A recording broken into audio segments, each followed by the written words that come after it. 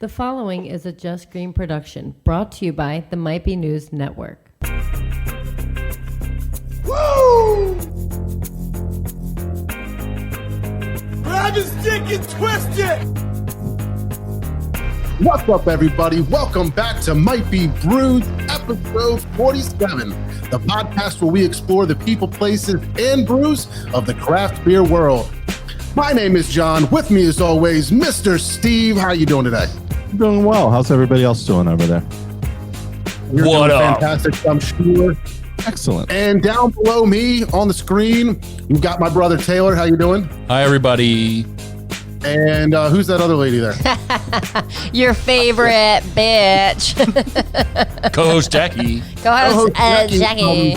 Might Be News and everything else. Relatable How are you guys Radio. doing tonight? Doing great. We're Doing great. great. I guess I'm going to say this for the people that are watching, maybe not so much listening. If you're listening, we've already recorded this. You can go back on Facebook and look it up. But check out the studio going on back there, the studio wall behind Taylor and Jackie. Yes, Looks awesome. yes. What a beaut. We put a lot of work in on this over the past couple of days, and there's a lot of different people on here. We got fam up here. I don't know if you can really see it very well in the camera. I can make out the FAM logo We got- just above the V in Victory. Yeah, we got fam, we got Victory, we got Levante over there. We got some East Branch somewhere. We got our lanyards from Brewfest. Brewfest here. Yeah, it's very cool. Very cool. We have a lot of stuff. We have a whole collage of a lot of the guests that we've had over the years here. Peyton Manning's rookie card right here. Yeah. You know, a bunch of very cool things. Pictures from our wedding. We got the newspaper clippings from the Eagles Super Bowl over there. Very cool stuff. I can't wait for everybody to see it in person, meaning you guys and the rest of the people that record with us, because we miss having people over, and that's coming soon. That's coming, 2021 looks great. Vaccines are coming soon, all that good stuff. So it's going to start warming up and getting nice too. So we're going to be figuring it out soon. Hopefully we're not shutting the studio down. Yeah. I'm going to need a full glass of Cambodian breast milk before you guys can come back over here. And a picture with a midget holding these balloons. You just go do your taxes, Ness. I love the way he says it. Holding these balloons. So, I'm yeah. shutting down the studio. I'm shutting the studio down. Dylan. How you gonna slap it? How you gonna choke a legend? How you gonna choke a legend? I'm shutting the studio. It's been hot fire. So yeah. That's what we've been up to. What are you guys doing? How's everything going with you guys? John, you can start. Wow. God. Don't all talk at once. Yeah, for real. Funny, somebody posted today, like, before memes were a thing, we used to just yell Chappelle's quotes at each other. It's very true, though. Yo, it's so true. That's.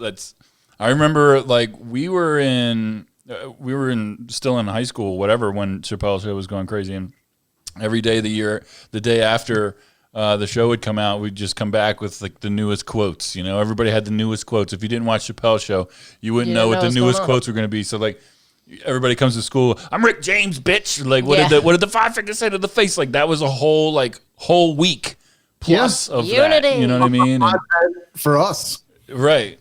relive throughout the week.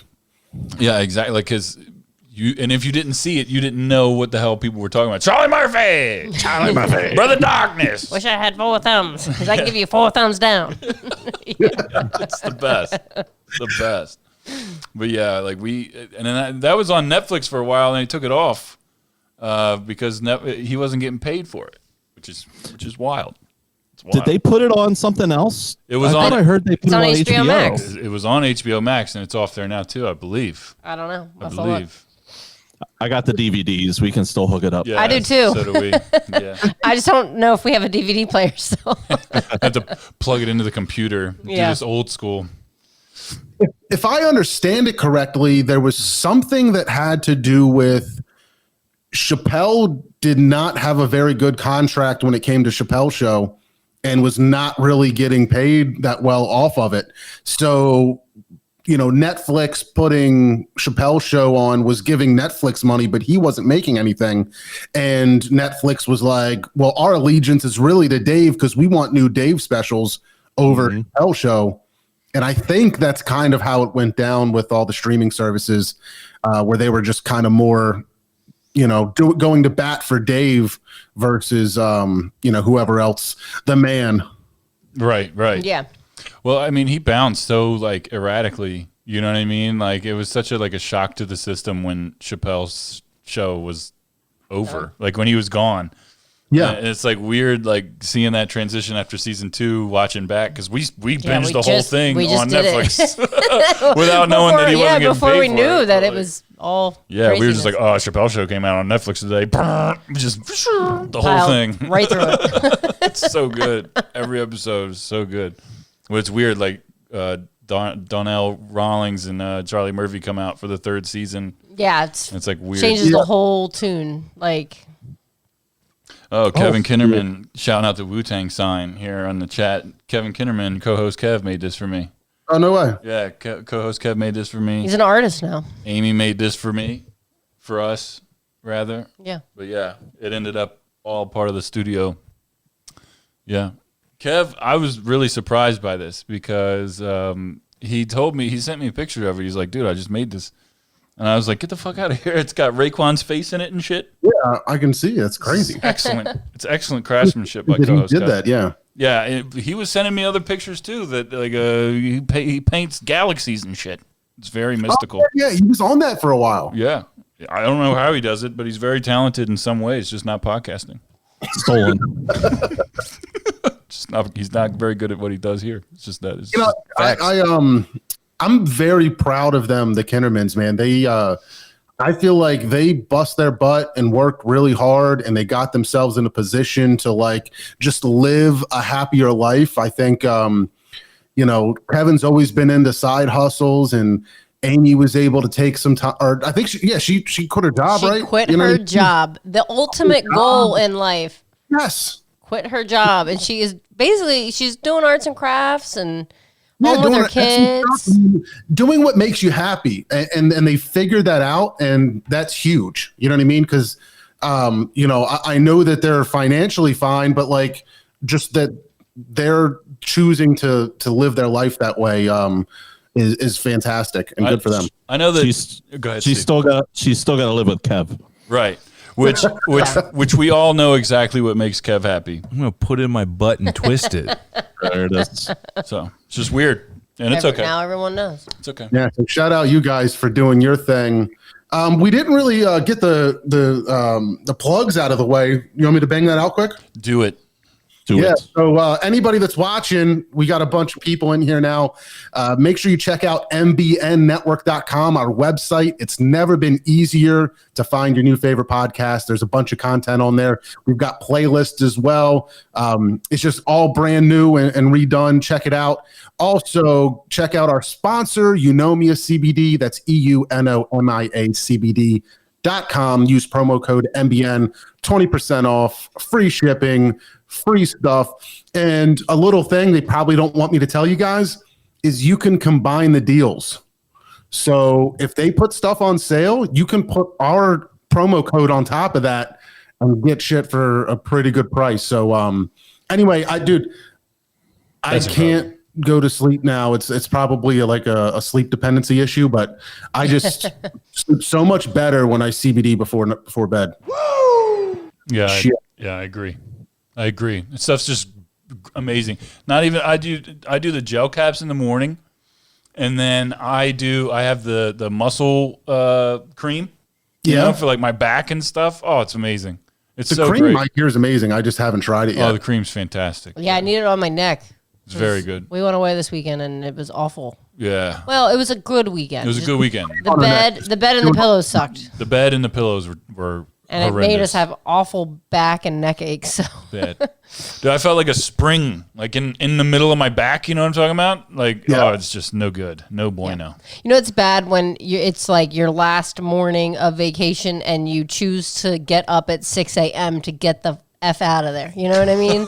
We were Taylor's like, I'm ready to go when you are. And I was like, well, I was probably ready to go 3 3 hours ago, but Right? he was sleeping. So then he waited for me to wake up at 6 a.m. and then we literally bounced. Yeah, we got the hell out of Dodge, but we did have a good time. We did have Good. a good time. We've out been there, off all week, literally putting together this new studio, the spare bedroom, making it like an actual livable space and not just cluttered storage with, area. yeah, moving, trying to maneuver around boxes without things falling over, you know? John, you both helped us move. You remember pretty much everything we moved into this place. I was like, yeah, just put it in the back bedroom. Just put it back there. Just put it back there. Yeah. And it's been back there I know the feeling. since 4 months. until this week. We started moving in 4 months ago to this day. And we're finally, we had to take 2 loads to the trash? Yeah, A load yesterday, a load today. it's big time. So lots of boxes to get rid Big of. time. We can't wait for people to come back over here and record with us. And We want people to see it, much more space. yeah, it's a big deal. It's a big improvement from where we were, for sure. For sure. That's awesome. Yeah. Well, hey, here's what I'm thinking about doing for finishing the show out is let's talk a little beer. I want to do a beer preview to show everybody what we're going to drink and review. I got a couple topics for beer news, and then I want to talk about Black Mirror, and then whatever else we fill out the time with. So just to give everybody a heads up, we're hoping to start with from Levante, Decadent Tourist is a German-style alt beer, which I don't think has anything to do with it being alternative. I think Gov set us straight on that one and said that means old beer. Number 2 tonight, we are going to do Troegs Nugget Nectar, the annual release in a bottle. Bottles are strange. I wasn't sure if I should get the bottles or the cans. It was Yeah. a 6-pack of 12 ounces or the 4-pack of 16 ounces. Yeah. It was cheap. It was cheaper in the bottle. But what do you prefer drinking yourself? I've gotten used to cans. I don't know. I just kind of feel like that's the preferred vessel. I have too, and I was just like, let me switch it up and see if I just like the smaller format. And maybe the 16-ounce cans, we're used to it, so that's what we go for. But maybe we'd go back to the 12s if that was the option. Yeah. Number 3, we've got Dragon's Milk from New Holland Brewing.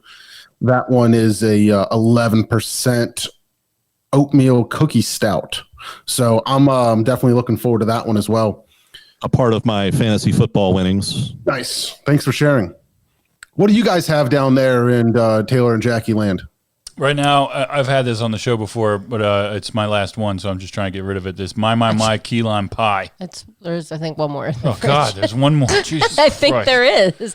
We went to the store today and we're like, let's just pick up something We need more while beer. we're at the store. And we left and we were on our way home and I was like, we didn't pick up any beer. 0 beer. So we're like, wow, we have stuff. So Taylor's having something he's had before. And do you I'm have? doing a Corona hard seltzer. Nice. Like it? I do. This one's blackberry lime. It's interesting. It's this one kind of, you can try it. I don't know if I had this. Coronavirus.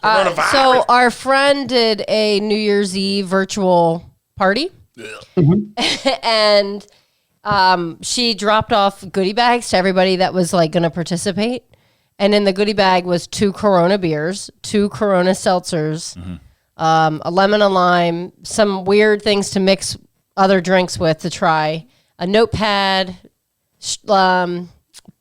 noisemakers, and like sparklers. Right? It was like Corona themed. It was all Corona stuff. It was funny. It was funny. I was like, good. oh, you got to give her points for that. So that's why I have these Coronas right now. I haven't bought seltzers in months. It's been a while. It's been a while. Have you tried a lot of different brands of seltzers? Like the Corona ones or any? I've Yeah. tried White Claw. I tried Truly. I think I preferred Truly over White Claw. And then I've tried Corona and We had the Bud Bud Light. Light. We had the. and actually the Bud Light ones are good. I don't know what their plan is to roll out we've new had the flavors. White Claws. We've had Yeah. the. So what are the 4. other ones? I've tried 4. Okay. White Claw, Truly, Bud Light, and Corona. And I think Bud Light probably had the best flavor where it didn't taste, you taste it more of the flavor rather than the seltzer itself, because seltzer is pretty bitter. Yeah. So this isn't bad. It's not my preferred flavor, but it's good. It does the trick. Yeah, shout out Mike Clement checking in. He was our guest for Oktoberfest. Oh, yeah. Hey, what up, Mike? He was such a good guest, man. I'd really like to have him on again. He was a lot of fun to talk to. Doing the zero carbs #keto. Yeah, there you go. That worked, man. I did that. Keto's fantastic. Yeah. I'm not doing keto. Yo, what up, Fish? Seltzer from local breweries. Gotta say what up to Fish. Fish he's all over the place. He's always on That's here. for you. I love it. What up, Fish? That's for you, Jackie. What up, What? Sean? Oh, I'm trying to be seltzers from local breweries. Oh, No. we don't even know. We if don't. there's- We don't know go if to there are. local breweries. Yeah. So, what up, Maggie? I'm just saying. I what's up to have everybody. some in the Allison? fridge, I think, from Levante. Well, I Robin was going to say, from which Levante. local breweries make seltzers? Levante does. Stickman does. Okay. We'll have to find them. Is Trying. Stickman open? That's the one off of 401 and 113, right? In Chester Springs? Yeah. Yes. Okay. Yes, they are. Okay. Okay. I've checked them out. I drove color? by there on my way home the other day from Phoenixville, and it didn't look like they were open, but then I was like, well, maybe they open up later, or, maybe for a dinner. I don't know. Do they serve food? I don't even know. I've never been inside. Me neither. They do. It's very small inside there. Their main place is in Royersford. That Chester Okay. Springs is kind of just like they do some food there and some takeout, but it's Okay. not very big at all. The last time I was inside that building, it was Vinny's. Yep. Vinny's served, it had pizza, just like a regular pizza shop. It was good food, but it is small inside. So, man. Well, let's chat this beer for a second. Did you crack yours yet, Mr. Steve? I did. I'm a couple sips in there already. Yeah, the color is crazy. It's very dark. You can just barely see through it. On camera, it's almost looking like a stout, but it's definitely a very dark, amberish color.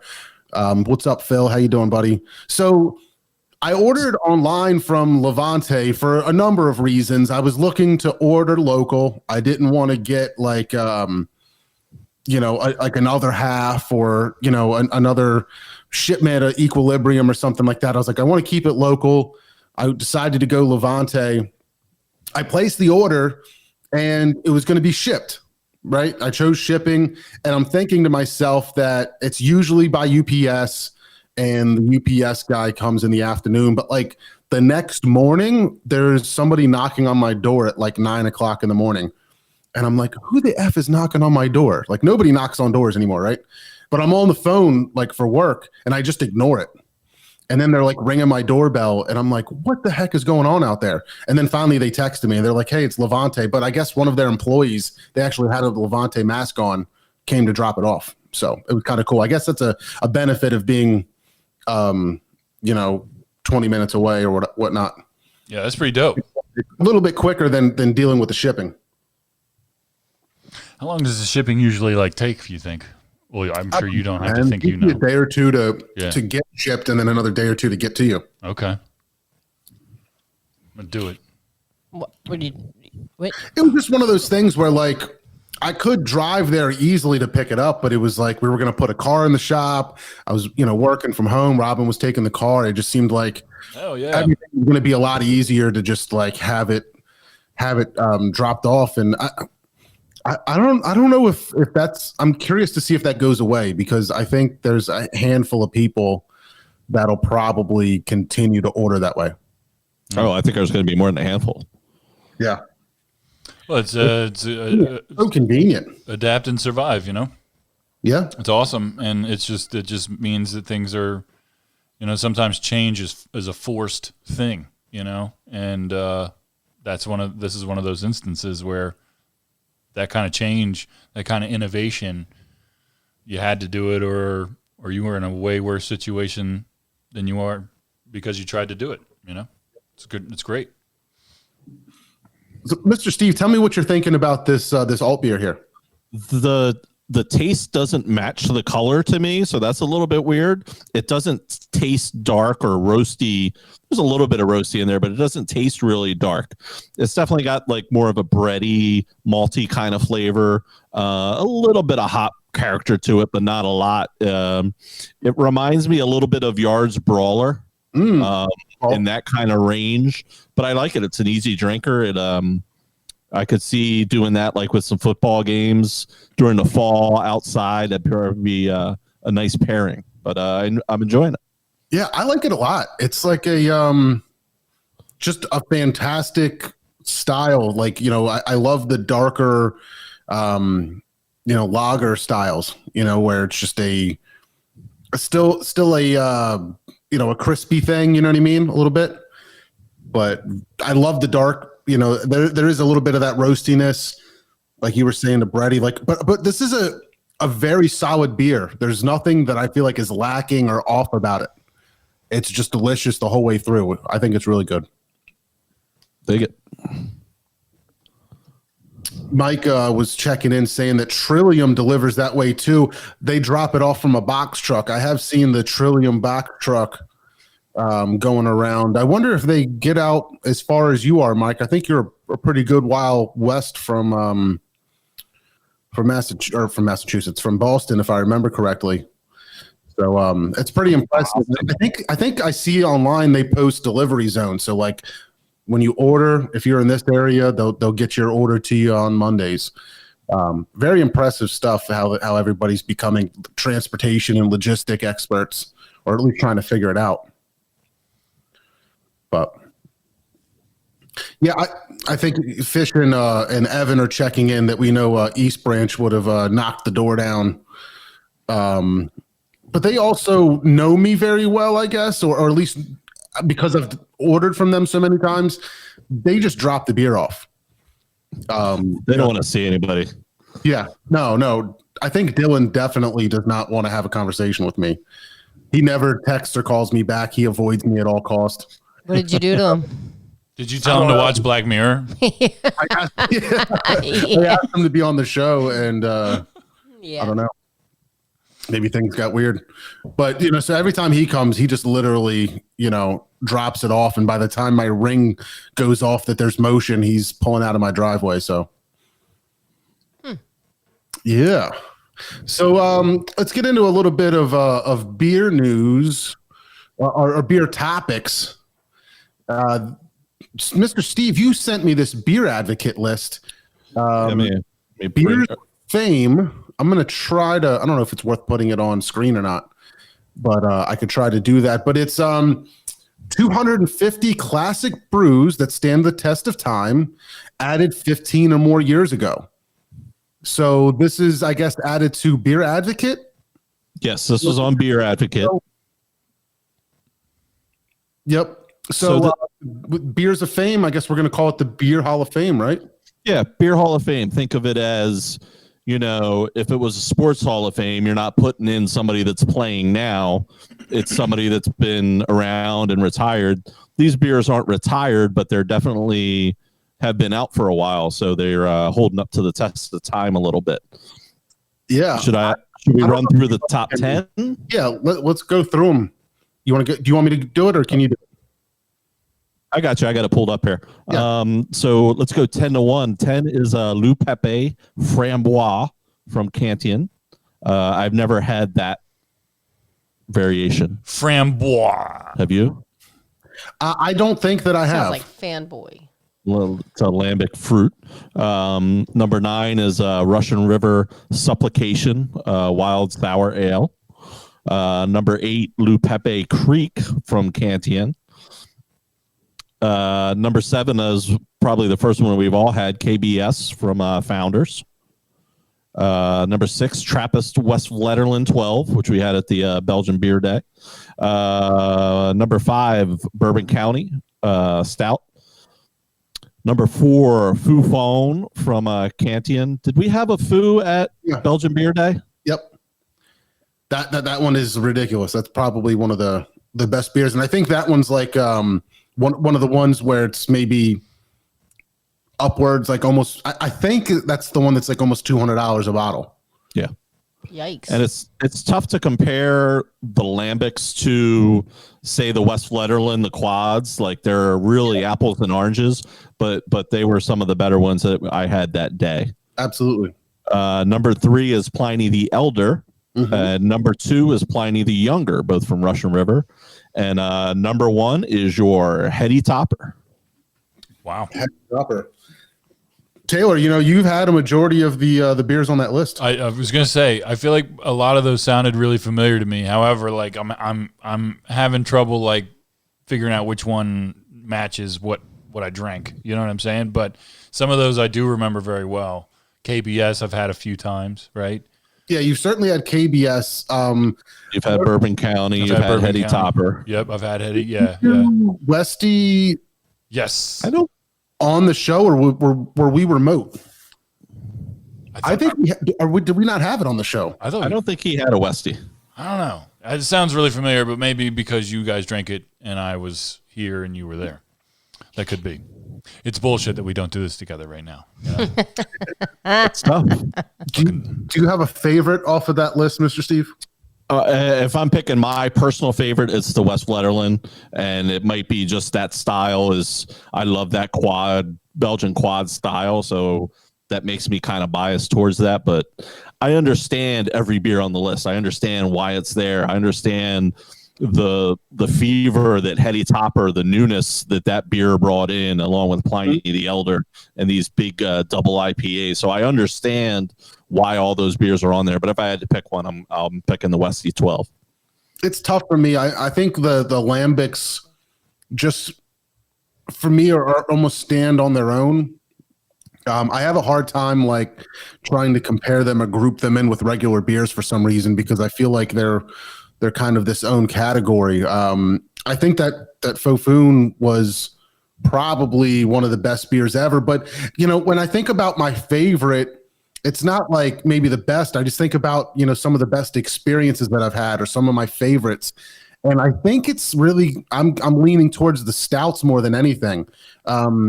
Elder is fantastic. I love Pliny the Elder. I get excited every time I see it. Younger, even more. I've only had it a couple times, but it's been special. Heady Topper's amazing, but I feel like the ones that I've had the most and had the most experiences with and enjoyed the most are probably the Bourbon County and the KBS, and I'm probably leaning a little bit more Bourbon County.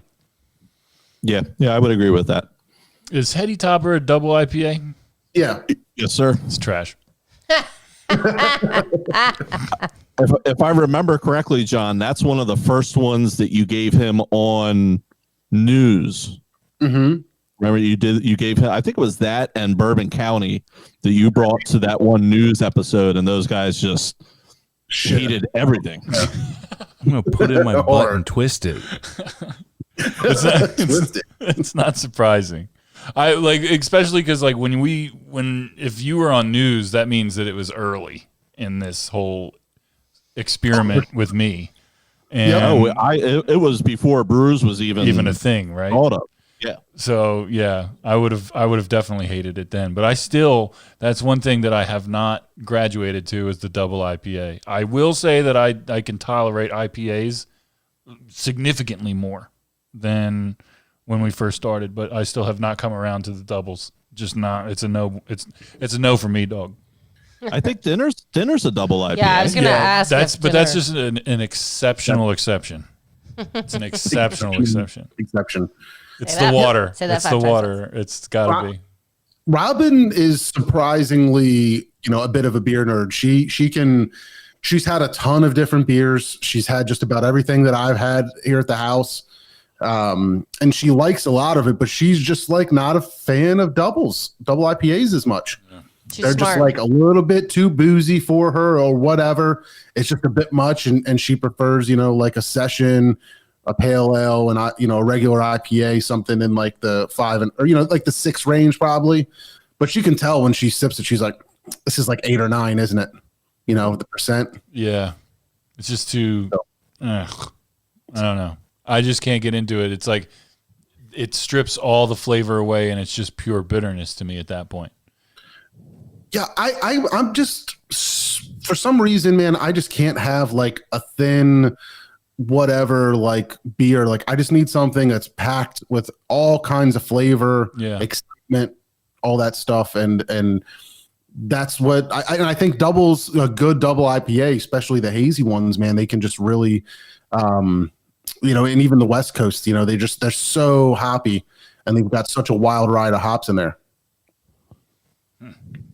But I want to do a couple things quick. I wanted to talk about Stolen Sun because I checked them out yesterday, actually, since they've opened, and for inside dining again. And I went there with the family. The kids love it there. But they have that new space. If you guys don't remember, they opened up that whole extra area. It's big Yeah, now. looks great. Huge dining room. It's really good. It's beautiful, and it's a huge space, and I'm really excited for him because he can get a lot of people in there. They've got a huge sign now that faces Route 100. So, like, we went across the street to Target, and I was leaving Target, and I could clearly see the sign Yeah. across the street. Like, I'm so happy for them that they're just like, I'm sure that's got to be difficult. People are like, where is this place? Like, how do we find Yeah, it? You know I've what I had mean? to point it out to people in the car, and I'm like, "Do you see that building? Do you see that there's a little sign on the corner?" And they're like, "Oh yeah, I see it." And now there's a sign, pretty loud and proud. So I'm really excited, and humongous ceilings, giant room, man. He's excited to try doing events. He's like, I'd love it if somebody wanted to get married here. We could do some crazy parties. I was talking to him like, yo, let's try to like collab on some events and just get people out here and try to do something for our fans and have a good time and whatever, throw a party. why don't you do a vow renewal, one of you with your wives, and then you can do it there. Just go hard.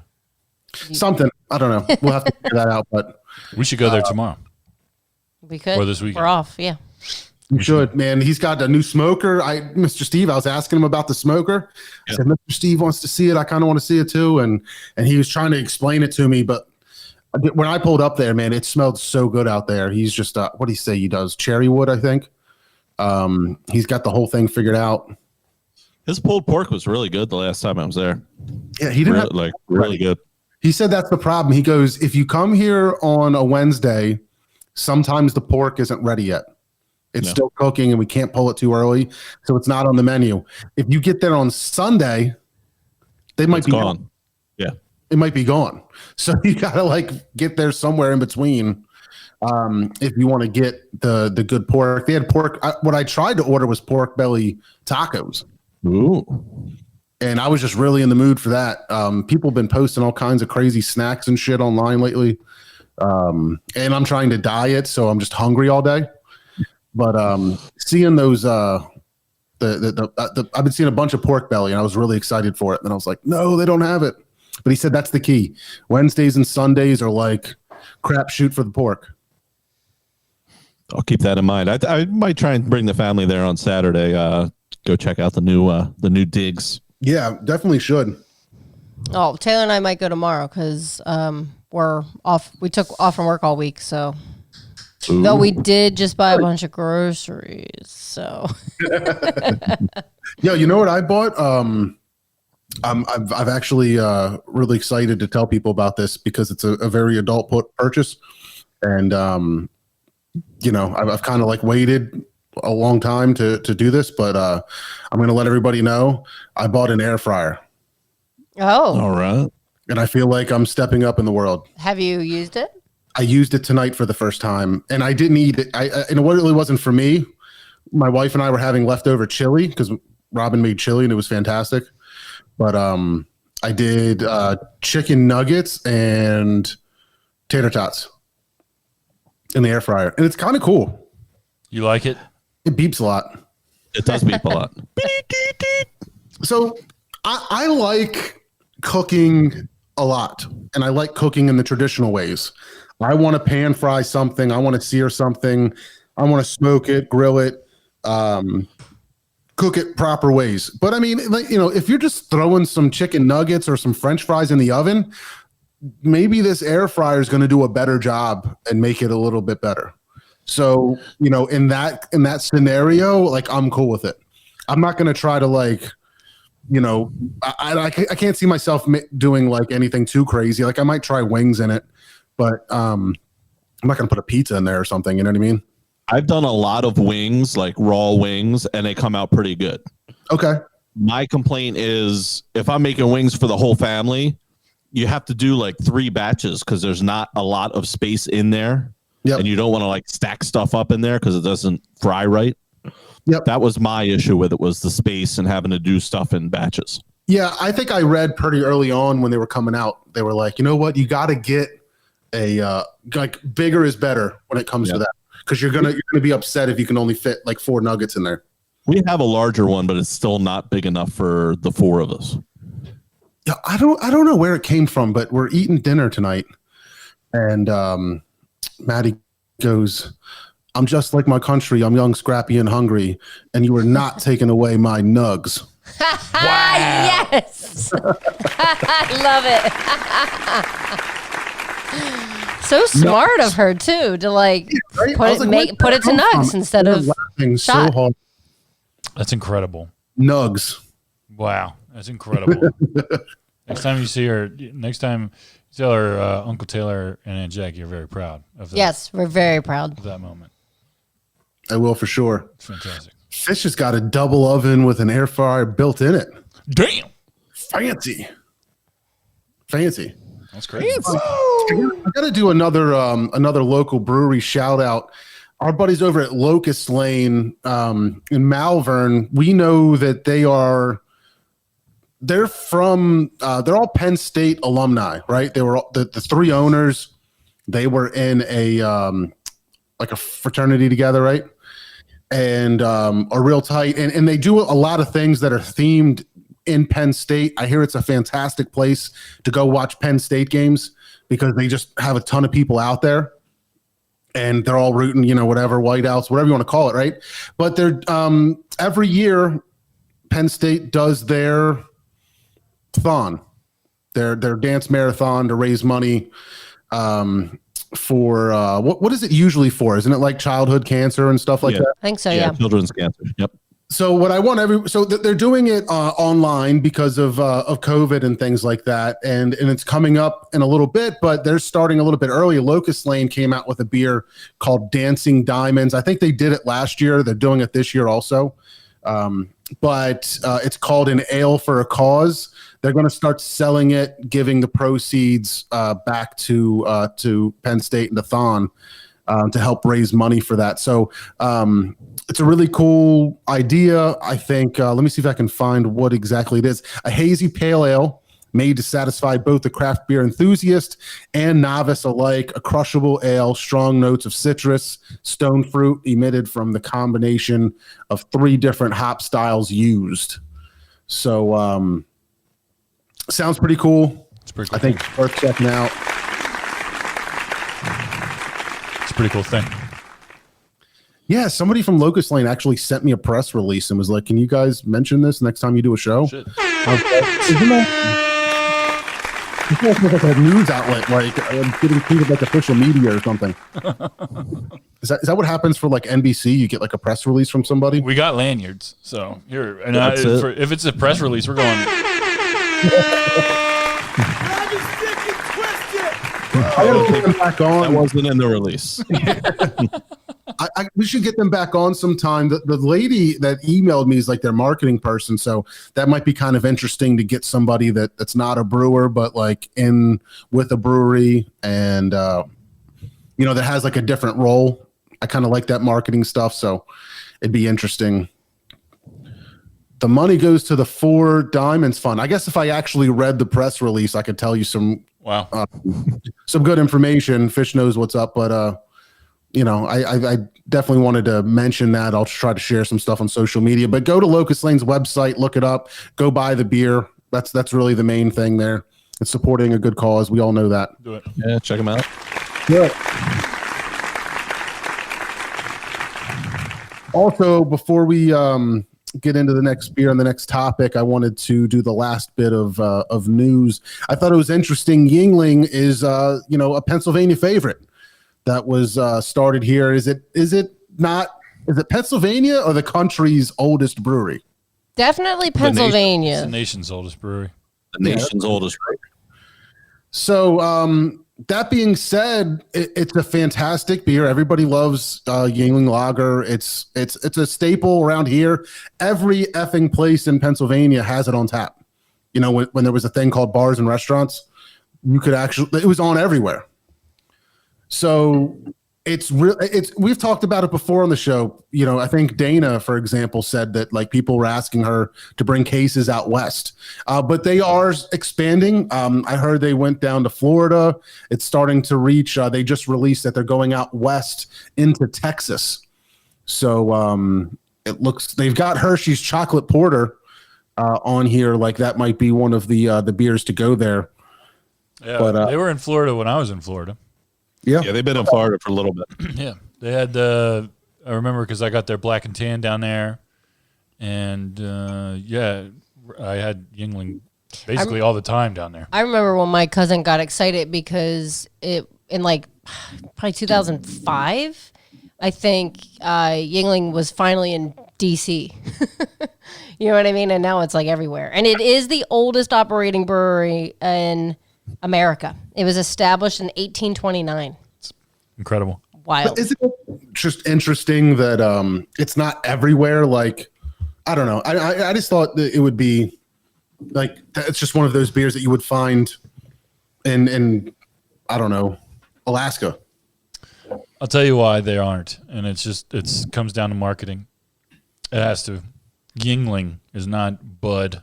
It's exclusive. Or Miller. It's very exclusive. You have to like Right. really want it to get it. It has to be, yeah. It's falls, yeah. They're snobby. If you want to be you like know. that, yeah. But I don't know. To me, like I was surprised when it was when I found it in Florida. I was like, oh shit. Like, It's just like being back at home. You know what I mean? But I've always loved it ever since I had my first Yingling at the age of like 12. It was It's like I amazing. haven't had a Yingling in forever right now. Right. you ready to go, Trogs? I'm already poured up. Oh snap! You said next beer. I got to go. I made it happen. Yo, so you know how we were joking about what was it, like college football or basketball? I don't know what the fuck you guys were talking about in the chat the other day. Yeah, football. I saw the wildest thing. So like I really don't follow like basketball or really any sports other than like the Eagles.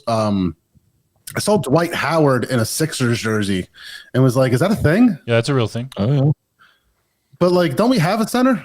Yeah. He's a backup. Howard's the backup. Okay, so he's been around long enough. He's a backup now. Oh yeah. Yeah. Okay. Yeah. Shit. He was just wild. I was like, isn't that guy like an NBA superstar? Yeah. Sixers since when? He Like, played. I don't know. He played point behind guard. things. He played point guard. What? What is it, like a week ago now? It was like a week ago. The COVID game. Yeah. Yeah, the COVID game. Oh right, yeah, I did hear a little He bit was, about he was a that. point guard for that game. They lost, but not by much. They were in that game for way too Yeah. long. Yeah, right. So are the Sixers good? They're legit this year. They're Are legit they this year. in stuff? What? I mean, they got Doc Rivers. Yep. I know he's a guy. Yep. I know about him. Well, yep. Yep. Ben looks better. Joel looks a lot better. They got Curry. Seth Curry. What's the rookie's name? Moxie. Moxie. He's not. He's nice. He's very nice. He's very nice. Danny Green. He leads the team in steals, I think, right now, which is great. He's They got- very inconsistent shooting, Yeah. but when he's on, like the last game, Yeah. He's got playoff experience. He's Yeah, won the 3 champion. rings. He's won. Yeah, he won the championship. What, the past 2 years? So he was with the Lakers, and was he with Toronto? yep, Yeah, you're right. past 2 years. And he had another one with San Antonio a little while ago. Yep, he might make it 3 years in a row this year. The East is going to be tough because you got Harden now with the Nets. Yeah, but Kyrie doesn't play anymore. He's a bum. But he probably will come back I at know. some point. I know he will. He'll come back probably like next week, but he's a bum. When he figures out that the Earth isn't flat and he can just come over, he'll be fine. When he's not even the number 2 guy anymore. That's what it. Like Right. he's number 3 on that team, no doubt.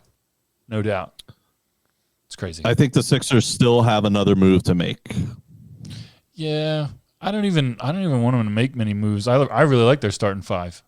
I do. What about Bradley Beal? I could live with that. As long as they don't give away too much for Bradley Beal. I'll give you Tobias. I'll give you a bunch of first rounders, and I'll give you Tybal. Nope. 0%. 0% chance. 0% chance on that trade. I'd figure something out. I don't know about Tobias. He looks better this year. He looks a lot better this year.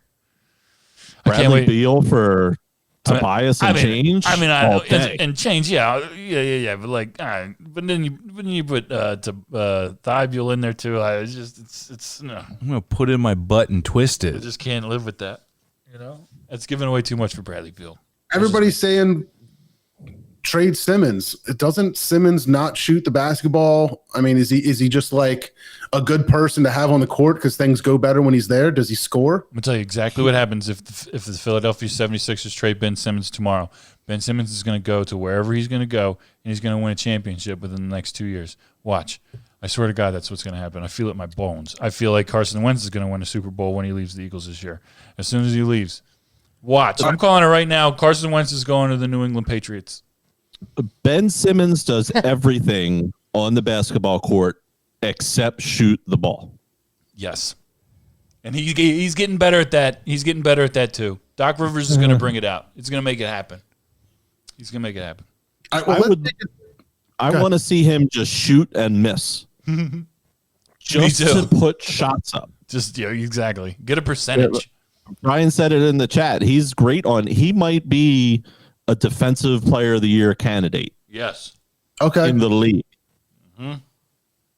He's really good, man. He's really good. He does everything well but shoot. Yep. Okay. Well, I mean, I don't know. I should probably try to get into it a little bit more, You'd love especially good, and it'd probably be a really exciting season to watch. So I can't wait to be able to go back to the games. Going to the Sixers is my favorite sporting event to go to in Philly. We've gone to all of them, and the Sixers we like going to the most. It's just a great product. When you go there, they have a great product in front of you the whole time. The team's great. The atmosphere is even better. It's awesome there. It's great. You should take the girls sometime. They would love it. Yeah. We've gone to Yeah. we've taken mine to the hockey games a little bit. Okay, terrific. Haley loves going to the Flyers games. Yeah, which Flyers are fun. I grew up going to looked Flyers great games. last night. That's Yeah, big win. the last night. Flyers are probably a team that I've seen the most live in person. Then I would probably say Phillies, now 76ers, and then Eagles last because those games are expensive. I did not see an Eagles game until 2015. Was that my first Eagles game in person? Yeah. Oh. So, yeah. I would love to take the girls to any one of those. I mean, only because the only one I really watch is football. The girls, know the Eagles. They know some of the players. I think they would, I would just love to immerse them in that world of the stadium and the hot dog and, you know what I mean? I would not take them to an Eagles game. Yeah, Maybe go to a Phillies game. They've got to be older. But yeah, I mean, any one of those I think would be a good time and a good experience for them, and I look forward to it. But I think I do want to switch gears a little bit to go to something I can talk about, which is the Eagles. While we're on the sports topic, let's go ahead and get into it. If you guys are in the chat, let me know what you think. Doug P is gone. What does that mean? And what do you think the moves are going to be? What's Jeff Lurie thinking? Is our GM, is Howie on the block? Is Carson still on the block? Is Carson the reason that Doug P's gone? Was it one or the other? What's going on in the back offices there? The front offices, whatever you call that shit. I'm not a sports radio guy. But you know what I mean? What's going on over there, and what do you think the outcome is potentially going to be? I mean, is the future still Carson? Is it a money thing? Tell me your thoughts. I think they got rid of the wrong guy. I think Howie, it was his time to go. I think the personnel issues were too much this year. I think the cap situation, the contracts were too much. They're in such a bad spot for the upcoming year and years that Howie was my choice to be the fall guy for this year. I agree. Doug did enough wrong to have it be justified, but I still would have gotten rid of Howie. What happened to Doug? Because, I mean, obviously the Super Bowl season and whatever was huge, but like there was something about the play style that was happening that was so exciting, going for it on fourths. It was just an aggressive, like, we can make things happen on offense. And even if it's fourth down, we'll prove it to you. We'll get it done. The running backs were fantastic. I mean, what happened? I'll tell you exactly what happened. 1,000% certainty what happened. Frank Wright left and went to the Indianapolis Colts. We lost the best offensive coordinator that we've had since we've watched the Eagles. The year they won the Super Bowl with him, it was his genius that won the Super Bowl. It was his genius that transitioned from Carson Wentz's MVP season to Nick Foles. He transitioned into that playing style to Nick Foles and what worked for him and what worked for the team around them. And that's what they rallied behind. It was the underdog face masks was just that. That was the mask of it. But Frank Wright was the genius of that Super Bowl season. And when he left, Doug still tried going for it on fourth down, but he was still calling all the plays on offense after that. And you could tell right away that creativity went away, that innovation went away, and that adaptability was nowhere to be found after that. And I mean, also the fact that they've been playing with a practice squad for 2 years is really a tough thing to do year after year. You give all these old players, like Steve was saying, these monster contracts and these ridiculous extensions. Howie should have been gone same as Doug P. But That's been the general consensus from what I have seen on Facebook is take Howie with you. Yeah. Bye, Doug. Thanks for the Super Bowl. Take Howie. Because if they're going to start over, they might as well start over. And I don't know if keeping Howie is a good look. I guess he's in the hot seat if he if he signs Fletcher Cox one more time, or you know what I'm saying? Not Fletcher Cox. Who did they extend in the beginning of the season? The offensive lineman, Peters? Yeah, Jason Jason Peters. Peters. They extend Jason Peters one more time. He needs to get fired on the spot. You know what I'm saying? Like, he made a lot of really boneheaded, roster moves that, in my opinion, are inexcusable. But my big question isn't going to be who's the coach. It's going to be who's the quarterback. That's my big question.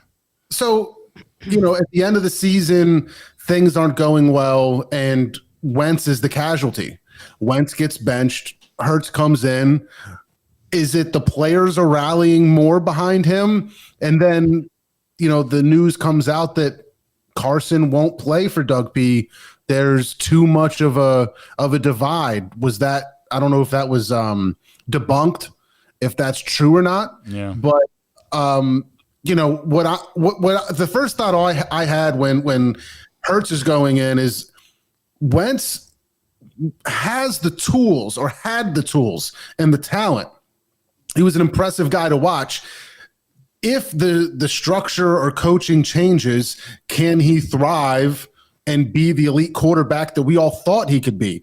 Has he gone too far down a decline, or will he be rejuvenated? But now that Doug P's gone, is Lurie thinking we paid for him?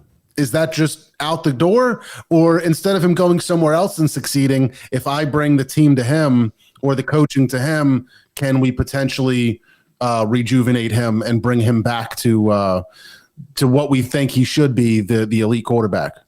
It's going to be really interesting to see. I don't know the answer to that question. I really don't, because they like Reeve said on Might Be Sports this week, the money's already spent on Carson Wentz. Yeah. So to me, it's like, all right, you have two options. You can either keep Carson Wentz and most likely trade Jalen Hurts because he has value, or you trade away Carson Wentz, you eat that contract, you keep Jalen Hurts, and possibly look at another quarterback in the draft this year with that number 6 spot. Maybe you move up. Maybe you get somebody a little bit better. I don't know. But, there is a lot, way too many questions and not enough answers with the Eagles right now. And that inconsistency after 5 years after a Super Bowl win is kind of staggering to me. Yeah. It really you got is. you got a lot of teams that could be looking for quarterbacks. People talked about New England. People talk about Indianapolis. Yeah. I think Roethlisberger's going to be done. Chicago's going to need somebody. Chicago's going to need somebody. Pittsburgh might need somebody. There's a lot of people out there that are going to need a quarterback, and they're not all at the top of the draft. You imagine Carson Wentz going to Chicago and being up there with Nick Foles. Is it who's their quarterback? Trubinsky? Yeah, Trubisky. What happened to that guy? his contract's up this year, I believe. His rookie contract's up, and he's trash. Is he? Yeah, he's trash. He's trash, but he's just good enough to be A In backup. the NFL? Yeah, he's just good enough to be a backup. player, but not get you anywhere. I could probably practice really hard and be half as good as Mitch Trubisky. And that's you know what I mean? That's realistic. No. Half as good, not half as mobile, but half as good. Okay. I Pocket think passer. Mitch Trubisky Just play. might be Andy Dalton. Yeah, that's about it. Maybe and that's not even a guaranteed. No, He's trash. Trash, dude. Trash. That's Chicago it. needs Trash. I think Carson Wentz this is an outrageous thing, but Cam Newton's gone in New England. My whole thing is you look at track records, you look at Philadelphia athletes that leave Philadelphia. A bunch of Flyers have gone and won Stanley Cups. A bunch of Phillies have gone and won World Series. A bunch of Eagles have gone and won Super Bowls. Imagine Carson Wentz leaving this year, getting traded, and we eat the contract, and he goes to New England and starts a new dynasty with Bill Belichick. I just that's just, to me, that is just ding, ding, ding, ding. For me, it's either that, Indianapolis, or he stays in Philly. Those are the three. That's the three big things for me. But if you had to rate those 1, 2, and 3, you think he'll One, he get stays with traded? the Eagles. Okay. Number 1, he stays with the Eagles. Number 2, he goes to Indianapolis. Number 3, he goes to New England. And I just want to state for the record, I am no longer ever buying jerseys. Every jersey. This is why I never bought jerseys in the past. This is why I waited. And Taylor's like, I'm going to buy you a jersey. I'm going to get you Aguilar. I'm going to get you a Nelson Aguilar jersey before he changes his number and before he gets traded. Yeah. And has 3 consecutive 100-yard games for the Raiders. Let's get. And then I bought Carson Wentz jerseys. Yep. One for you, one for me. And then you got me a Zach Ertz jersey. Oh, dude, I was the conductor of the Wentz wagon. I was Wentz wagon Wentz train. official member. You know what I'm saying? So this is a really rugged time for me. I'm used to consistency. I'm a Peyton Manning fan. So it's tough. Jackie, you've got to just buy the classic jerseys. Yeah, that's what I figured out. The throwbacks. It's got to be. Yeah, at this You point. get a Randall Cunningham, you Yeah. get a Reggie Yeah. White. Well, I think the nice thing too is at least with Zach Ertz, I feel like you can wear that. He's still so beloved. That's one you can I'm do. not gonna get Yeah. spit on Right. at the game if I wear a Zach Ertz jersey. Right. I'm And the I one love that's- his wife. Right. She's one of my favorite U.S. soccer players, so it works out. So Zach Ertz is a good one. My next jersey choice would probably be a Dawkins jersey, though. I'm just gonna okay, throw it out. yeah. No, that's a good one. I've been really good all year. I have the black Dawkins jersey. Oh, see, that's so and gangster. it just fits. Yeah, that's gangster. I was at the game when Dawkins came back to Philly with Denver. Mm-hmm. I was at that game, and there were so many orange Dawkins Broncos jerseys. There was a ton. Yeah. It was crazy. It was really crazy.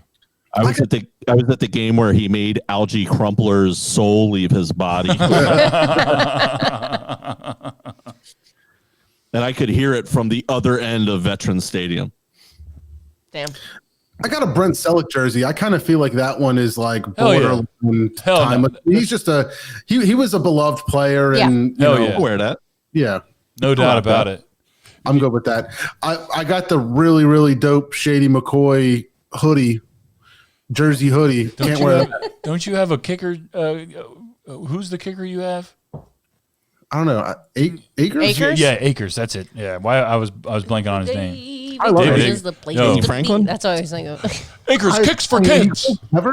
He kicks for kids. Maggie was obsessed with him. Oh, I love And David had Akers. his jersey. Oh, he was the best. Maggie's always obsessed with weird people. Like, she loved Vinny Prospel from the Flyers.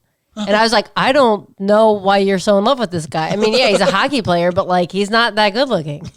Like, I just. He's not even that good. We were like, we were in like high school or middle school. I'm trying to remember what time frame he played on the Flyers, but it was pretty hysterical.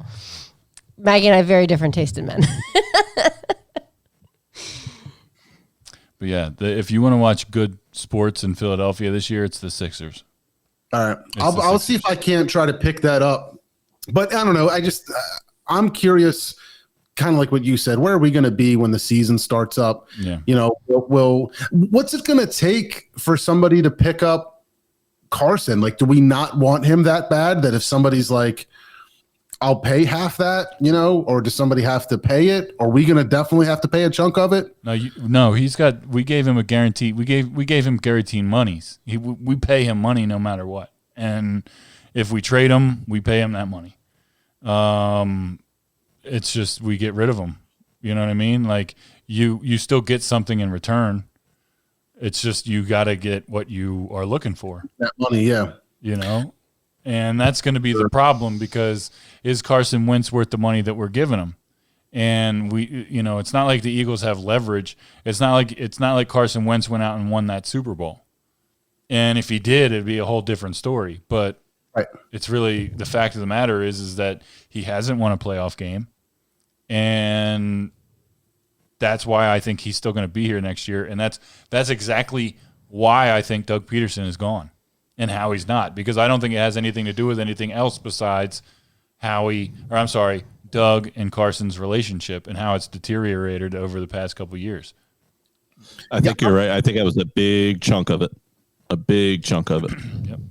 I'm wondering if the team is still behind Wentz and will play for him under new whatever. Hopefully it's a whole different team and they're a lot better. You know what I'm saying? Like that. Well, not this past season, but the season before that, right? Nobody was catching the ball. Right. So Right. You had practice squad receivers. practice squad, yeah. When they start bringing in the practice squad people, they were the ones catching the freaking ball. Right. So you get frustrated. Like I feel like I when I think of Wentz lately, I think of the guy that won't get rid of the ball, that takes unnecessary snaps, and either misses or they don't catch. You know what I mean? So I don't know. There's definitely games that I've watched where I've been like, Jesus, if the guy just caught these balls, we would have been In a much better completely position. different ball game. Yeah, I can't say that Carson Wentz doesn't have any blame whatsoever, but I think when I think Carson Wentz, I think under duress instantly, and I think when he does get the ball out of his hands, the receivers can't get it in theirs, and that's a major problem. As far as like football IQ, Carson Wentz has it. Like Carson Wentz can do a no huddle offense. Carson Wentz is capable of an MVP season. Maybe not so much anymore, but we haven't seen Carson Wentz with a team worth a damn since the year they won the Super Bowl. When I think about Wentz going to New England, though, I imagine Tom Brady in New England, and I think it takes a special kind of toughness and leadership to run that offense. That leadership to run that offense isn't the head coach, and that's another big difference. You know what I'm saying?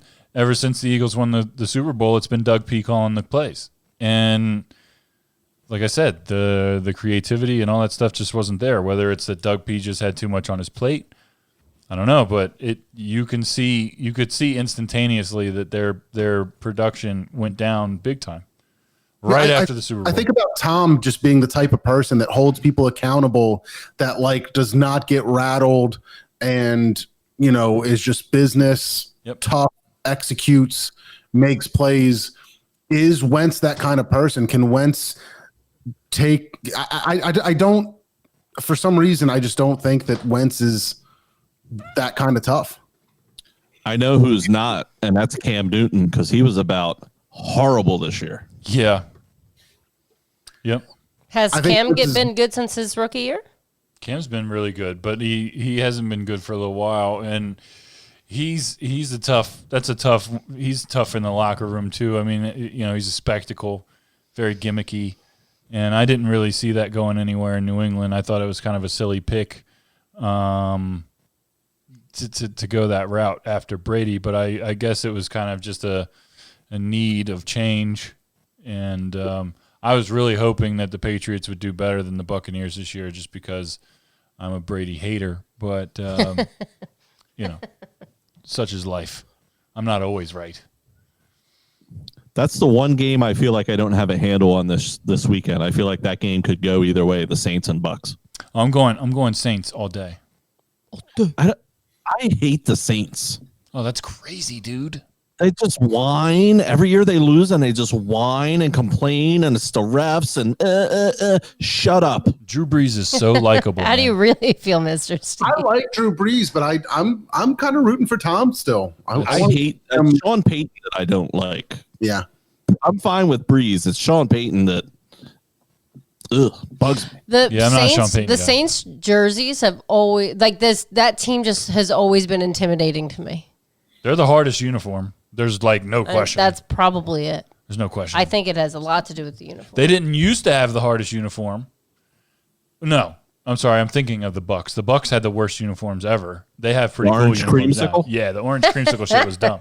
I'm sorry. I was thinking about. No, the Saints have always had that like gold and black. Yeah. Right. Yeah. But they do look. I love their uniforms. But Drew Brees, I've always loved. I loved him since he was in Purdue, and you know, I was really upset when he got hurt his first year. But he's a fucking legend, man. That guy's a legend.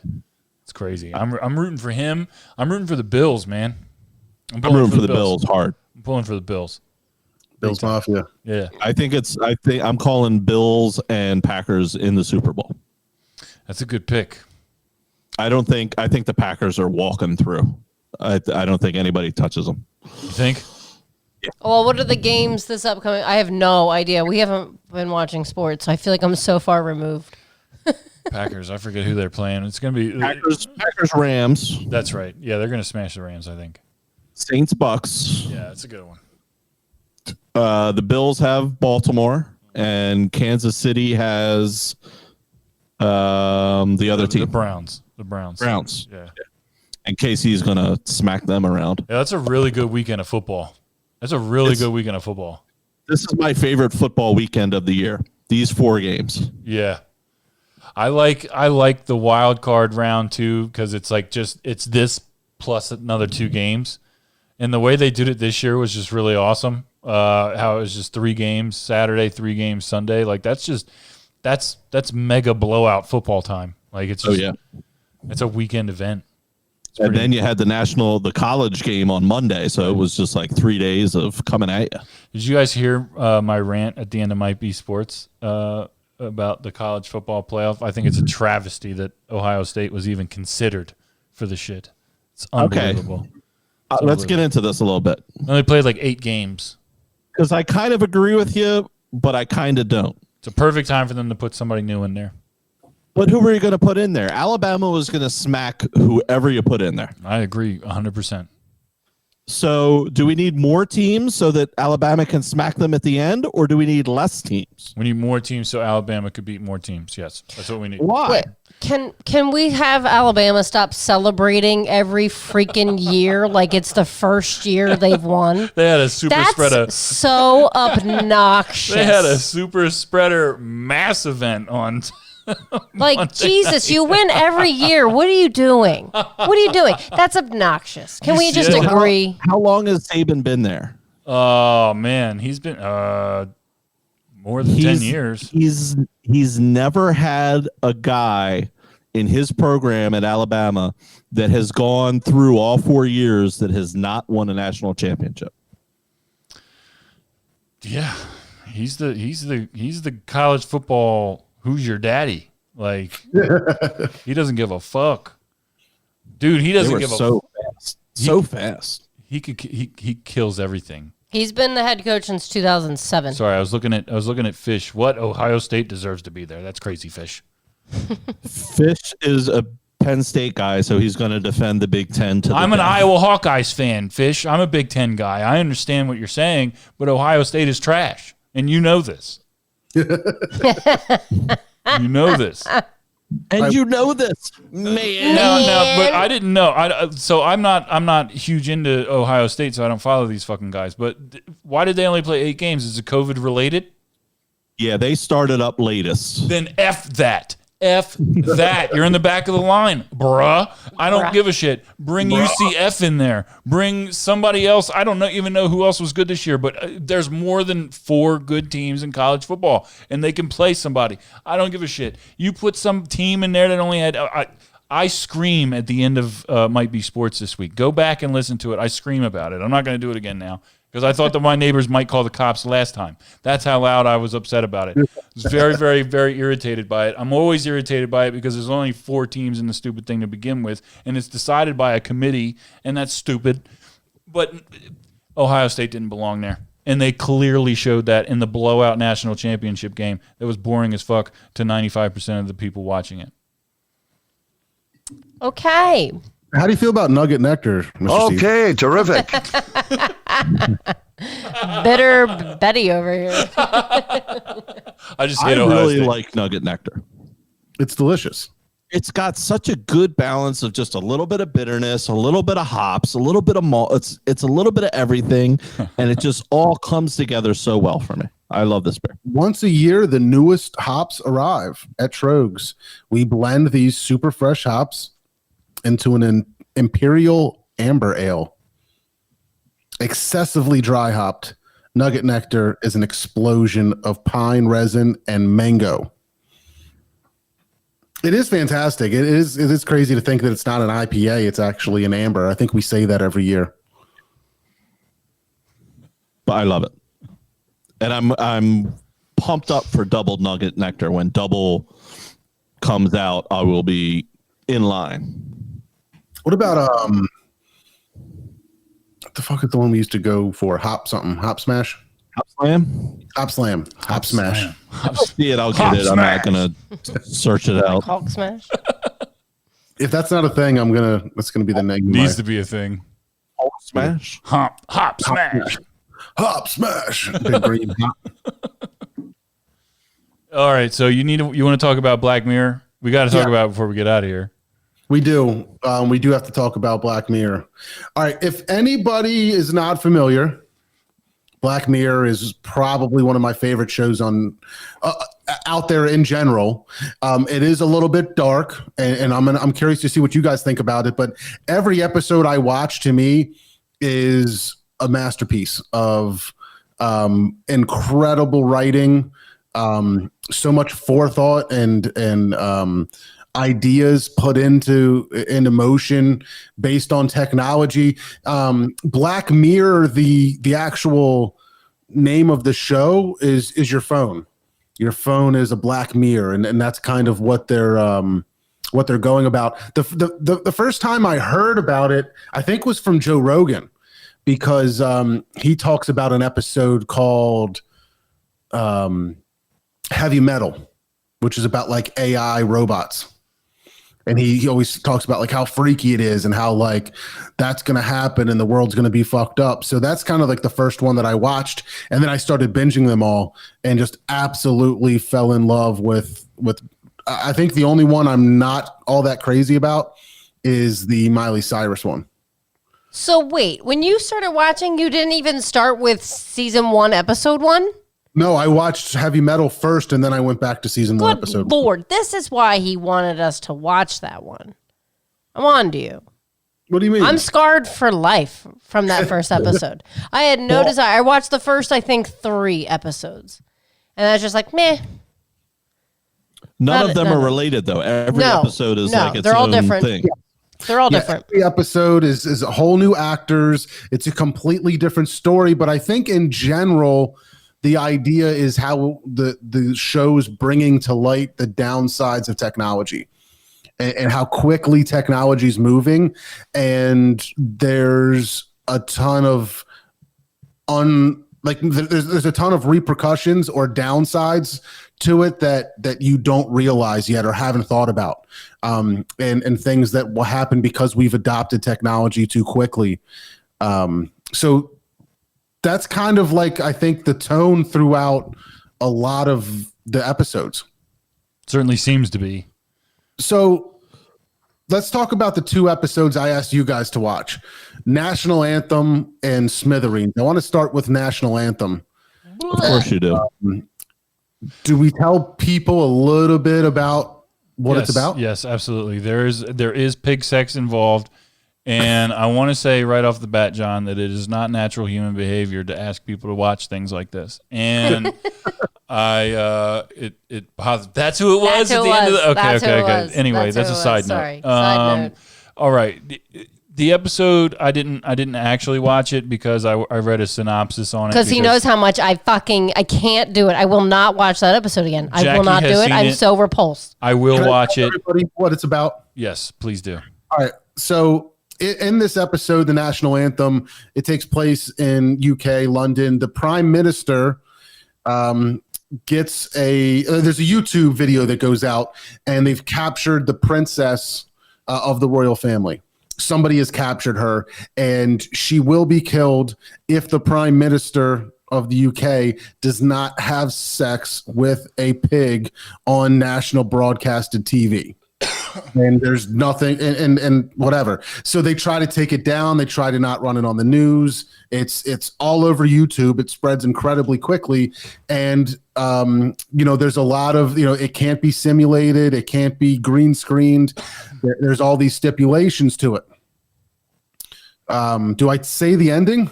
Do we have to say the ending to talk about it? Dude, the show, that episode was so long ago that honestly, if you want to watch it, go watch it. I would hope most people would have seen it, but I mean, imagine that the whole country is going crazy because somebody who's beloved and has power is being held captive, and something gruesome yet doesn't the poor pig, but doesn't necessarily hurt anybody, and then everything's back to normal, is a crazy thing to think about. It's a lesson in public outcry and how it affects the media, how it affects public officials' decision making, and your personal relationships. That's- Everything's just blown to shit. so from what I read of it and what I gathered, I talked with Jackie about it because, like I said, she had seen it, and it was I'm interested in it. We binge watched a few episodes. We're gonna go back to it. We were bouncing around. Yeah. So Yeah.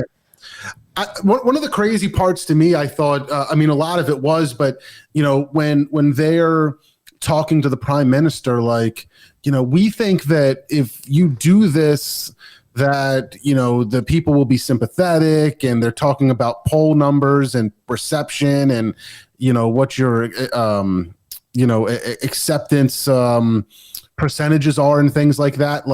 It's so crazy to think how things can, especially politicians, how they grade things and how they try to predict what's good, what's not good, how people are going to feel about you, what's it going to mean for re-election, things like that. Taking all that into consideration is crazy. But I want to ask you guys 2 questions. Let's start with the princess. If you were in her shoes, what would be your thoughts? Would you be willing to die to not put somebody through the humiliation? No. Or would you be thinking to yourself, he's got to do it, just do it? The second one, motherfucker, fuck a pig, stop playing. stop. No, you stop playing. I'm trying to live. That's bestiality. It's illegal. I'm trying to live. All right, if that was happening on TV, would you watch it? No. No. It was going to be broadcast. Guys, I want to vomit just talking about it.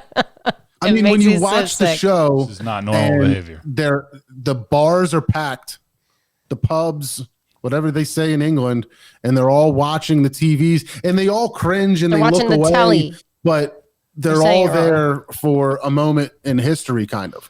Right. Everybody's watching. Everybody's watching. Of course, I would have it on. Watching. Of course, I would have it on. See what You You do. might turn it off after it begins, but you're watching To see if at it least happens. things get started. Yep, to see if it You're gonna happens. witness it to whatever. Yep. Now, put yourself in the prime minister's shoes. No, Just one no, shoe. I will not do that. No. Fuck no. No. To save a life. There's mean- other ways to save a life. You know? When you're in that position and somebody's being held captive, and the easy, quickest, what they're asking for, the way to save a human life of somebody that's extreme importance to you, your country, you have to do one cruel act. Could you do it? Would you I'm do it? rolling the dice. I'm saying he might not kill her. I'm rolling the dice. No way. So Smithereens was the second episode you wanted to. Man, it's a hard thing. I don't know either. I could go very hard either way. Yeah, I mean, did. so like, The funniest part was him taking the Viagra before going in there. That was the funniest part. Yeah. That made me laugh. Uh, I mean, it's like obviously it's not an easy decision, and that's why they made it into a television show. But like, Did that have to be the absolute first episode of this new show? definitely set the tone. for- Yeah. for things to come. Trust really issues dark, gone. but can you not appreciate the creativity, the how close this is to reality, and just how impactful something like this, if it were to happen, could be. Like, for somebody to have these ideas and create such a incredibly entertaining but powerful show, to me, blows my mind every episode. It happens every time. That's how my QAnon research is going. I see this shit all the time. This weird alternate universe, this dystopian future. You know what I mean? The future is now. You know, you're seeing everything that they're talking about in the show as far as technology is absolutely true, and the influence and effect that it has on our society, our governments. You can't measure it. You can't measure it. If you watch the Great Steel, or I think it is the one where they talk about the Britannica thing. You know what I'm talking about, where they took all your data and sold it to the Russians, and they farm your data to make political maps of you. It's all crazy, man. All that shit's really, really wild.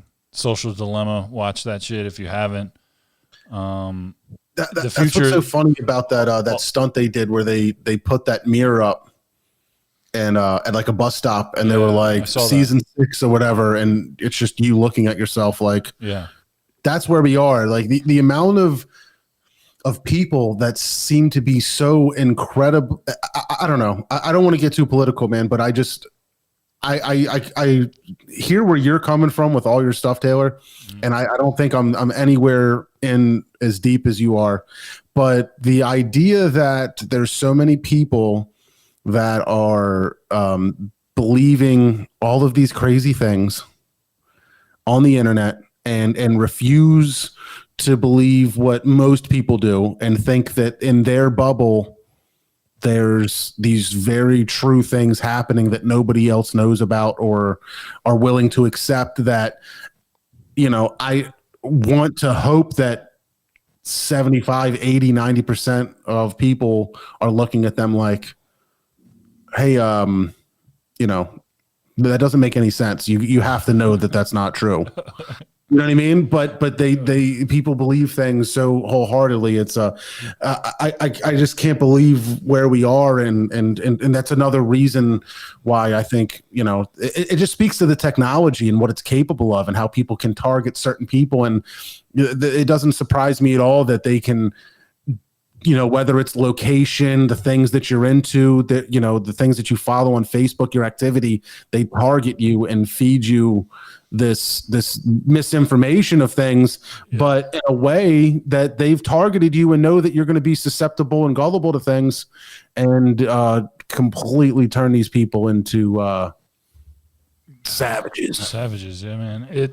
I mean, I've said it before, numerous times, that it's very easy to forget how big America is. Like how many people there are, and there's a lot of really interesting and educated and well educated places, but there's a lot of fucking places that don't know nothing. And John, you and me come from places that are borderline like that. You know what I mean? Like we come from different places than this. That we live in a civilized town. Everybody seems to have a pretty good fucking head on their shoulders where we are, but I've seen places where that's not the case. And, so it doesn't surprise me that people believe this crazy shit. But like in the next episode, the Smithereens episode, it kind of shows how social media companies have access to everything about you. To what that one was frightening in that regard. What you like, what you like to watch, what you're currently listening to, what you're currently watching. It's really kind of bananas how that all pans out. Yeah, if I can do the quick synopsis of that show, guy's there's a very upset guy, and he's running like an Uber service, and he's sitting outside of this company called Smithereens, which I'm going to assume is something like Google or Twitter, right? Or more like Facebook. It's a social media platform. And he just sits there and he waits and he picks up people, and he just keeps picking up people out front of this place until he finally gets an employee of this Facebook-like company called Smithereens. So he kidnaps the guy, and it turns into a hostage situation. He's got this guy in his car, and he's got the police know that he has him, and he's got a gun, and he just tells the negotiating people or whatever. He's like, look, all I want to do is talk to the owner of the company, Billy Bauer or whatever his name is. Something like that. Topher Grace. Topher Grace, yeah. I kept going, is that Topher Grace? Yeah. That's him. I thought one of the funniest parts was when they when he realized he was just an intern and he lost his shit on him. Yeah. When he was It's like, why are you in a suit? I texted you. Why do you I texted you. So like the way that it turns into a hostage situation, they like pull off into this field and he gets like stuck in the field and the cops are there and they get out of the car and he's like, he gets out of the car with the gun and he's like, if you come any closer, I'll shoot him. I texted you. I was like, if this happened in the U.S., the cops would just lit this guy up, and it would have been a real quick. It would have been a real quick 20-minute episode. Right. Real quick 20-minute episode.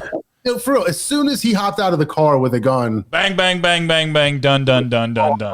And I was laughing with Robin too when like they had the sniper like on the car, and he's like, I can't get a clear shot. I'm like, then move. Yo, I said the same thing. I was like, maybe change your position, dog. He's not changing. This bull's not moving.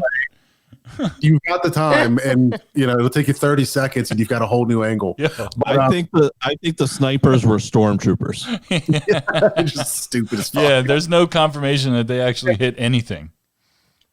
Right. There's no confirmation that they even hit anything in that episode at all.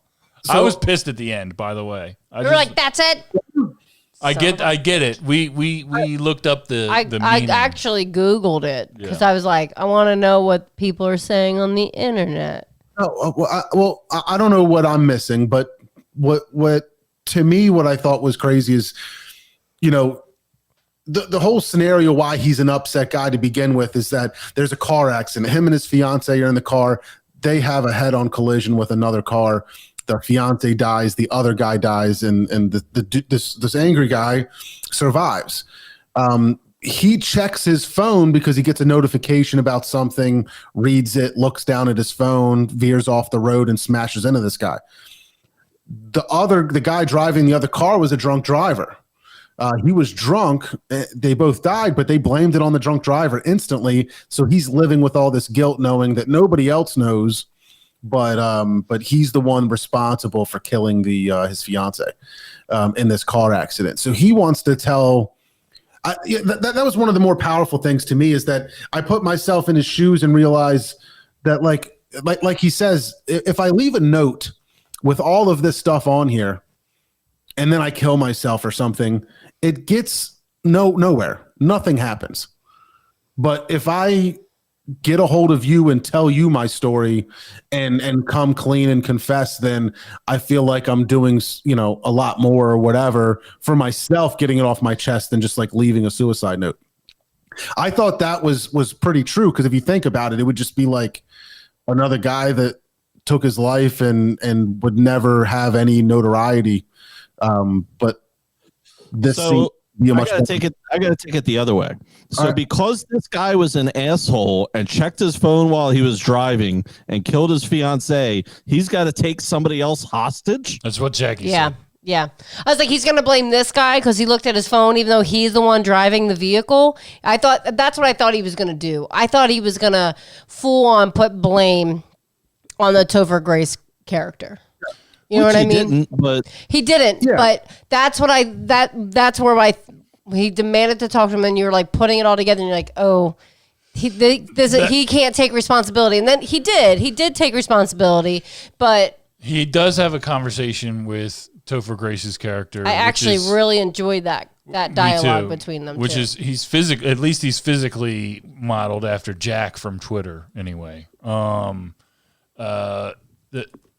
interaction that they have is so important because it plays into a lot of the things that they kind of go over in the Social Dilemma movie. And if you listen to the Humane Tech, Humane Tech puts out a podcast called Undivided Attention. It's really good.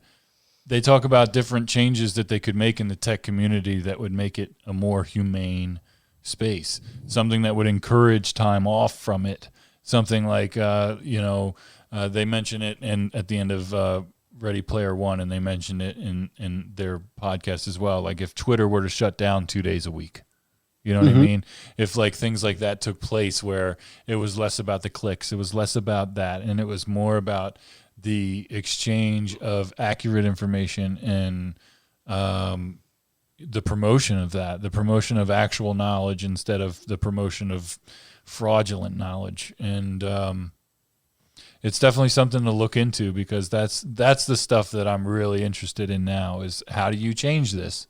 Because Mark Zuckerberg made Facebook to rank women in college. Pig. That's where that came from. But the inventions that followed, the like button and things of that nature, which has made drastic increases to suicide rates in teenagers. But when it started, it was something that was supposed to spread joy. Like, it was supposed to be something that is like, hey man, like, I haven't seen you in 10 years since we graduated high school, but I like this post that you just made. I like this original thought that you just posted. And then it turned into, oh, I didn't get enough likes on my selfie in this limited amount of time, and I'm a teenage girl and I can't contain myself and I can't handle that. And it's just a totally different thing than it was actually invented to be.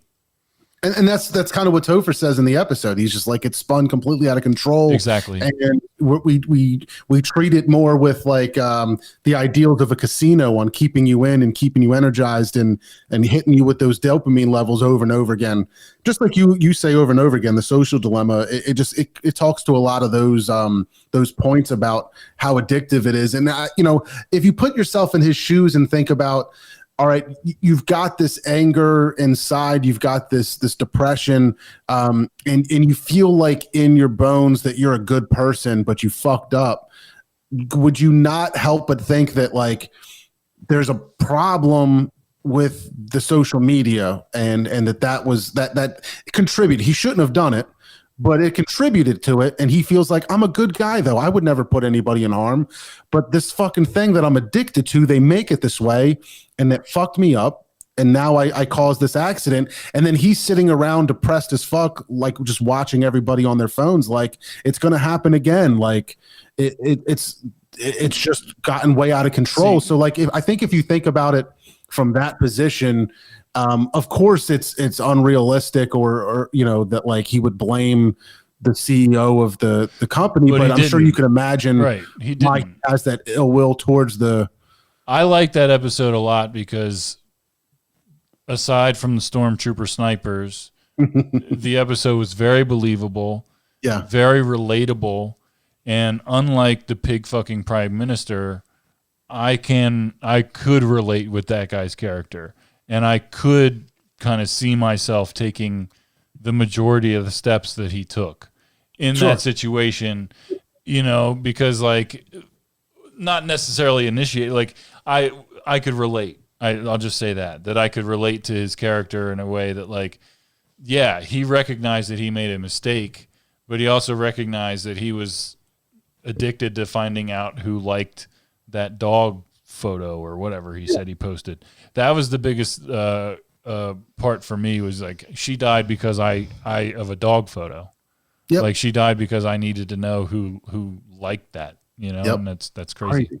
I do like that he did something for somebody else Yes. before that episode ended. Yo, that was the best part. That actually like kind of melted my heart a little bit. Yeah, it was really good. You know the guy Actually, from wherever? everybody kind of came together at the end of that. Like overall, That was a really good episode. it was a really good episode. Yeah. It was really good. I just don't like the end, but I get it because I read up on it and I completely understand, and it's very accurate as to what they were trying to portray, and it is very real life. That as like a society, everybody just moves just on. move on. We don't even care what the We don't outcome care. It just we'll be moving on same day, next day. It won't matter to us anymore. We're so desensitized. is. And really, realistically, tomorrow I won't care about that episode. I think you will. I'll care less about the pig episode. Oh, I'll never. I keep trying to forget it exists, and then somebody brings it up. So I think there's a couple of things there that I think watching the captor or the hostage have like all of those feelings after watching everything unfold and finding out why he's really there Yeah. to try to like be like, dude, come on. Like, it's so gross that he threw up in his own mask. Yeah. Like, that shit was raunchy. But like, that he was like, come on, man, you don't have to do this. Like, I thought there was like it was very, very good acting that, you know what I mean? You could just kind of feel the connection between them. The other thing that I thought was crazy, that's like, I mean, I guess it is kind of a big part of the show, but when the police are investigating what's happening, that the social media company just was leaps and bounds ahead of the police as far as all the information. Yeah. Yeah. Yep. That And was a it's big crazy thing. if you think about, like, all of us that are watching very freely put all of our shit out there. And it would be very easy for somebody to pull up a Facebook profile and be like, you live here. It looks like you're married. You've got 2 kids. They're both girls. Your house looks like this. You drive this car. We see you recently got into country music. Right? You can easily find a lot of that junk out about people. And it is kind of crazy to think about sometimes, just like how much we are willing to, we just don't really think about it. It doesn't really cross our minds, and we're just doing it so that we can interact with each other this way. It is really staggering how much information about us that is known to people that we don't know. Yeah. So it is. Hey, do you it want is to wrap what- up this podcast, and then Mr. Steve, do you want to stick around for this one? Yeah, I'll stick around for about this much time. Okay. Taylor, you want to wrap it up? Are we doing a toast of the week? Toast of the week. Toast of the week time. I have to pee. I want to wrap the show up so I can pee and get off here. I don't give a We'll shit. give a toast of the week. Toast of the week real quick. Do it, John.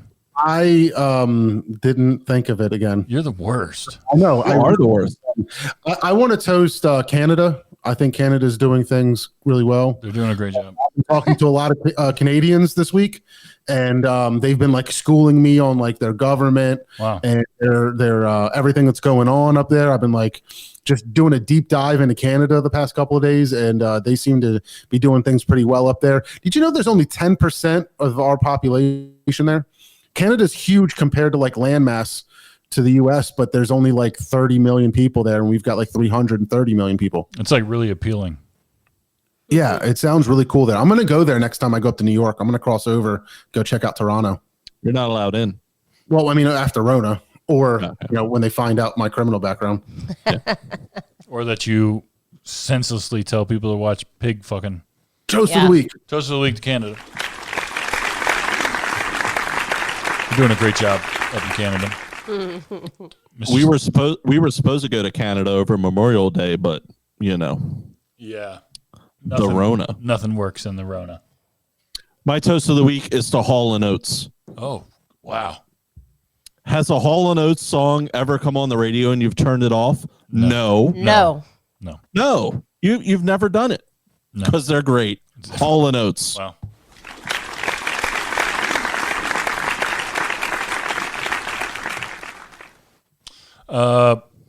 My toast of the week this week, I'm not going to get political, but by the time that there is another Might Be Brews episode, there will be another president of the United States.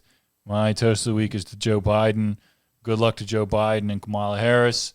Like him or not, I hated Donald Trump before he was president. I will continue to hate Donald Trump the rest of my life, the rest of his life, whatever. But not to get political, but I don't really have You got political. No. It's not a Republican thing. I just never liked that fucking guy. But I don't really fucking like Biden either. But hopefully he does a good job. So Joe Biden. You go already? Steve went already. What did you do? Hall & Oates. I'll do it again.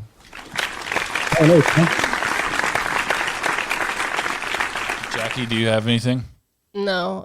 Can I toast ourselves for all the hard work we've done in We our did a great apartment? job this week. We did a great job. I'm toasting us.